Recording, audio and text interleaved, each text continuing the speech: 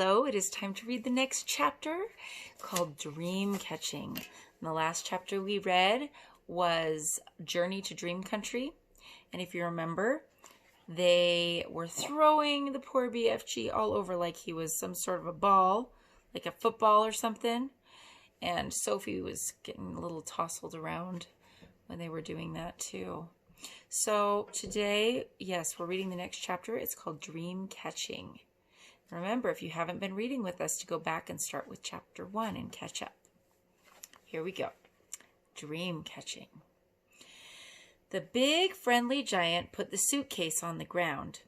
He bent down low so that his enormous face was close to Sophie's. From now on, we is keeping as still as winky little miceys, he whispered.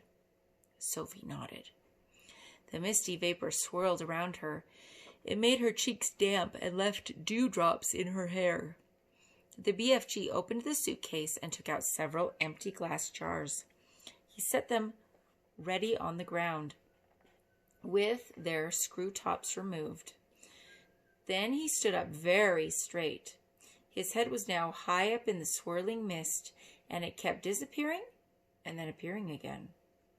He was holding the long net in his right hand. Sophie, staring upwards, saw through the mist that his colossal ears were beginning to swivel out from his head. They began waving gently to and fro. Suddenly, the BFG pounced. He leapt high in the air and swung the net through the mist with a great swishing sweep of his arm. "Got him!" he cried. A jar, quick, quick, quick!" Sophie picked up a jar and held it up to him. He grabbed hold of it. He lowered the net. Very carefully, he tipped something absolutely invisible from the net into the jar. He dropped the net and swiftly clapped one hand over the jar. "The top," he whispered. The jar top, quick!" Sophie picked up the screw top and handed it to him. He screwed it on tight, and the jar was closed. The BFG was very excited. He held the jar close to one ear and listened intently. "It's a wink squiffer," he whispered with a thrill in his voice. It's even better. It's a Fizz Wizard. It's a golden Fizz Wizard." Sophie stared at him. Oh my, he said, holding the jar in front of him. "This will be giving some little toddler a very happy night when I is blowing it in." "Is it a really good one?" Sophie asked. "A good one?" he cried. "It's a golden Fizz Wizard. It is not often I is getting one of these." He handed the jar to Sophie and said, "Please be still as a starfish now. I is thinking there may be a whole swarm of Fizz Wizards up here today, and I do kindly stop breathing. You's terribly noisy down there." "I haven't moved a muscle," Sophie said. "Then don't," the BFG answered sharply. Once again he stood up tall in the mist, holding his net at the ready.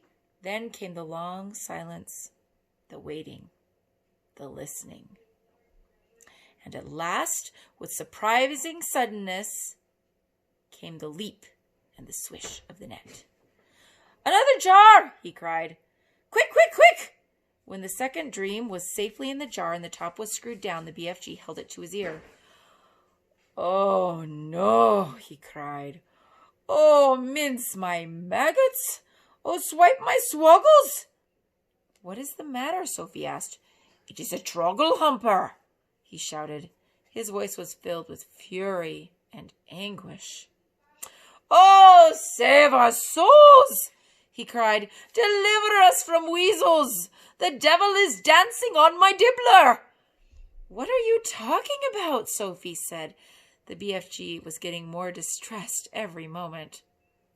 He's very upset, isn't he? Yeah.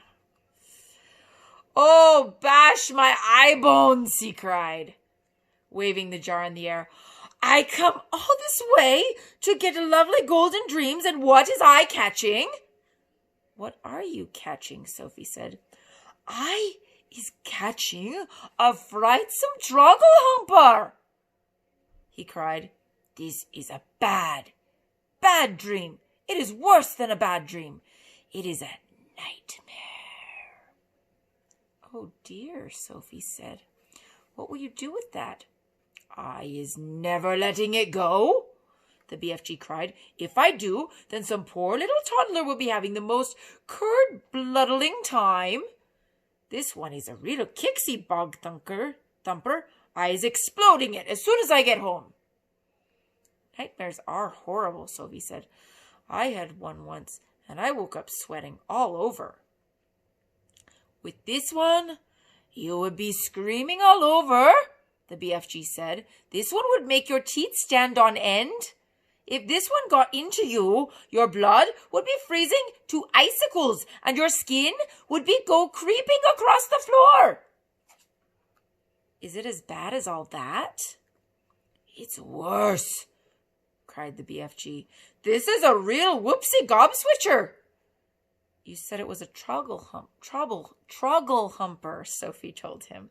It is a troggle humper, cried the exasperated BFG. But it is also a bog thunker and a grob squitcher. It's all three rolled into one. Oh, I is so glad. I is clutching it tight. Ah, you wicked beastie, you, he cried, holding up the jar and staring into it. Never more is you going to be bunk-doodling the poor little human beanie toddlers. Sophie, who was also staring into the glass jar, cried out, I can see it. There's something in there. Of course there's something in there, the BFG said.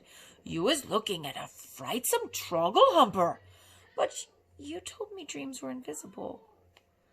They is always invisible until they is captured, the BFG told her. After that, they is losing a little bit of their invisibility. We is seeing this one very clearly. Inside the jar, Sophie could see the faint scarlet outline of something that looked like a mixture between a blob of gas and a bubble of jelly. It was moving violently, thrashing against the sides of the jar, forever changing shapes. It's wiggling all over the place, Sophie cried. It's fighting to get out. It'll bash itself to bits.